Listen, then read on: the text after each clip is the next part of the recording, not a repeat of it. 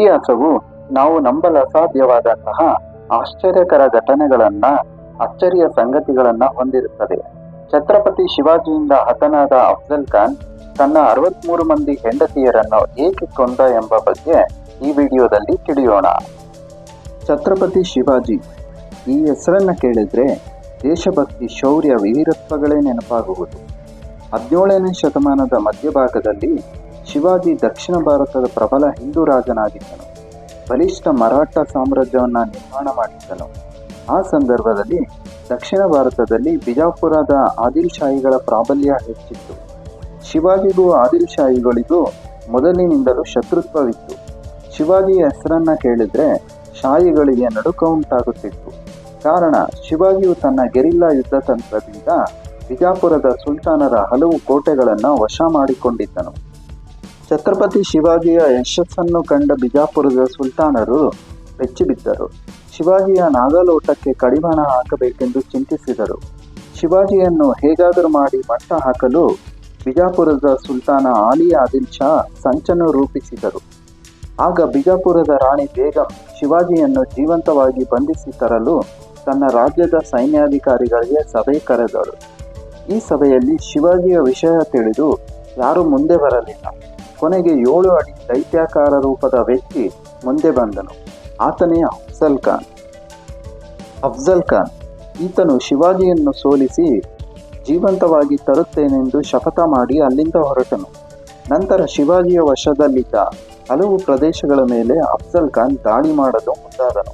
ಅಫ್ಜಲ್ ಖಾನನು ಆತನ ಸೈನ್ಯದೊಂದಿಗೆ 35,000 ಸೈನಿಕರು, 12,000 ಅಶ್ವದಳಗಳು, 500 ಫಿರಂಗಿಗಳನ್ನು ಹೊತ್ತು ಶಿವಾಜಿ ಮೇಲೆ ದಾಳಿ ಮಾಡಲು ಮುಂದಾಗಿ ಮಾರ್ಗ ಮಧ್ಯದಲ್ಲಿ ತುಳಜಾಪುರ ನಗರವನ್ನು ನಾಶ ಮಾಡಿದನು.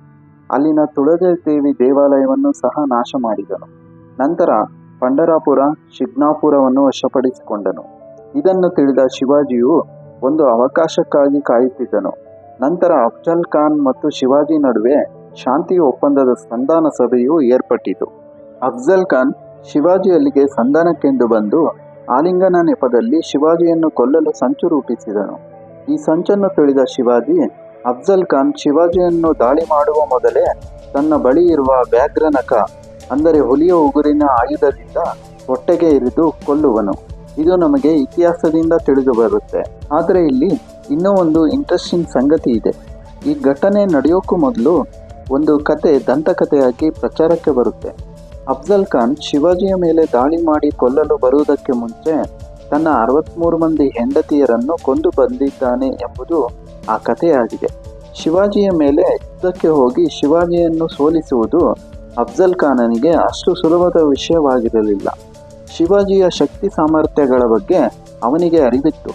ಶಿವಾಜಿಯ ಮೇಲೆ ಯುದ್ಧಕ್ಕೆ ಹೋಗಿ ನಾನು ಒಂದು ವೇಳೆ ತಿರುಗಿ ಬರದೇ ಇದ್ದರೆ ಎಂಬ ಚಿಂತೆ ಅವನನ್ನು ಕಾಡತೊಡಗಿತು. ಅಫ್ಜಲ್ ಖಾನನಿಗೆ ಜ್ಯೋತಿಷ್ಯದಲ್ಲಿ ಅಪಾರ ನಂಬಿಕೆ ಇತ್ತು. ಯಾವುದೇ ಯುದ್ಧಕ್ಕೂ ಹೊರಡುವ ಮುಂಚೆ ಜ್ಯೋತಿಷ್ಯವನ್ನು ಕೇಳುವ ಪರಿಪಾಠವಿತ್ತು. ಹೀಗೆ ಶಿವಾಜಿಯ ಮೇಲೆ ಯುದ್ಧಕ್ಕೆ ಹೋಗುವ ಮೊದಲು ಒಬ್ಬ ಜ್ಯೋತಿಷಿಯಲ್ಲಿ ಹೋಗಿ ಶಿವಾಜಿ ಮೇಲೆ ಯುದ್ಧಕ್ಕೆ ಹೊರಟಿದ್ದೇನೆ ಎಂದಾಗ ಆ ಜ್ಯೋತಿಷಿ, ನೀನು ಶಿವಾಜಿ ಮೇಲೆ ಯುದ್ಧಕ್ಕೆ ಹೊರಟರೆ ನಿನ್ನ ಸಾವು ಖಚಿತ ಎಂದು ಎಚ್ಚರಿಸುತ್ತಾನೆ. ತನ್ನ ಭವಿಷ್ಯದ ಬಗ್ಗೆ ತಿಳಿದ ಅಫ್ಜಲ್ ಖಾನ್ ಚಿಂತಾಕ್ರಾಂತನಾಗಿ ತನ್ನ ಮಡದಿಯರ ಬಗ್ಗೆ ಯೋಚಿಸತೊಡಗಿದ. ಒಂದು ವೇಳೆ ನಾನು ಯುದ್ಧದಲ್ಲಿ ಸತ್ತರೆ ಮತ್ತೆ ಹಿಂತಿರುಗಿ ಬರದೇ ಇದ್ದರೆ ನನ್ನ ಹೆಂಡತಿಯರು ಬೇರೆಯವರನ್ನ ಮದುವೆ ಆಗ್ತಾರೆ. ಆಗ ಅವರ ಪವಿತ್ರತೆಗೆ ಭಂಗ ಬರುತ್ತದೆ ಎಂದು ತಿಳಿದು ತನ್ನ 63 ಮಂದಿ ಹೆಂಡತಿಯರನ್ನು ಕೊಲ್ಲಲು ನಿರ್ಧರಿಸಿದ್ದ.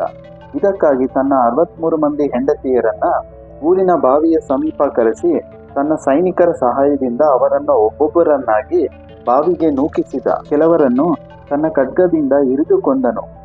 ಸತ್ತಂತಹ ಹೆಂಡತಿಯರನ್ನ ಬಾವಿಯಿಂದ ಹೊರತೆಗೆದು ಬಾವಿಯ ಪಕ್ಕದಲ್ಲೇ ಅವರಿಗೆ ಸಮಾಧಿಯನ್ನು ಕಟ್ಟಿಸಿದ.